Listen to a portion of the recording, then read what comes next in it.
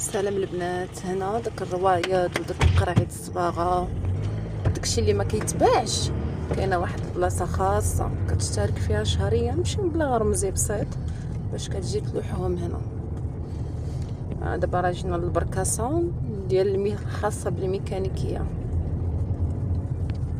باش نلوح الازبال باش نمشيو نبيعو الجنطات.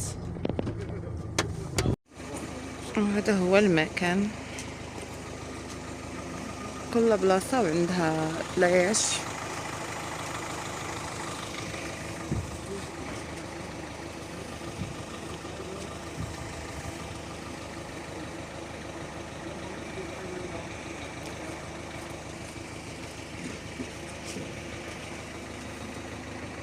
يعاونك الله.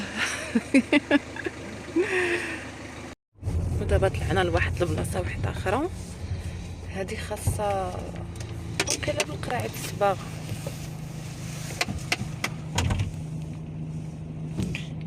تشوفوا المنطقة د الأزبال حاشاكم شحال منظمة.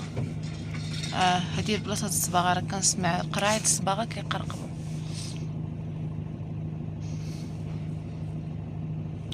شتي فين حطهم؟ هما عند اللي خدامين هنا باش غيفرزوهم، شنو غيديروا لهم ما نعرف. هذه البلاصه اللي مختصه بالبرودوي شيميك، كلين شيميخ افال ديبو. هذه البلاصه خاصه بالقرايه ديال البرودوي شيميك. شو هذا؟ هذه بلاصه خاصه عاوتاني غير بداك الخشب وداك الشيء.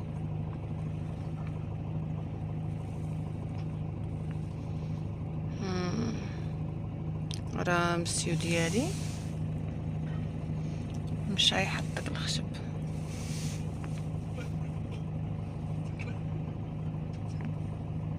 مختص منومرين البنات اللي كتشوفوا الارقام.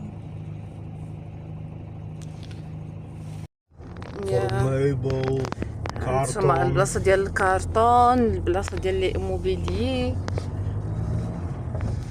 خلاص بلاصه الدجاج، دار الكترونيكا، البلاصه ديال الالكترونيك، البلاصه ديال الربيع ديال الناس اللي كيبدلوا الجردات. سفور خراس يا اي برادس. دابا غنرجعو للكراج. حتى المنطقه ديال الكراجات فيها الطبيعه زوينه. هذا الحي الصناعي د هولندا ديال ليمر.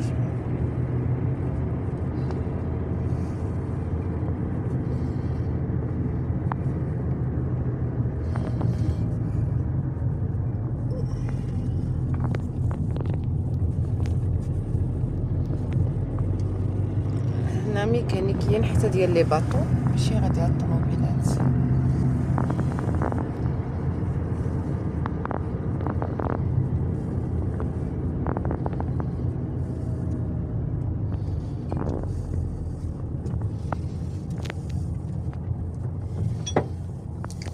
وجينا للكراج.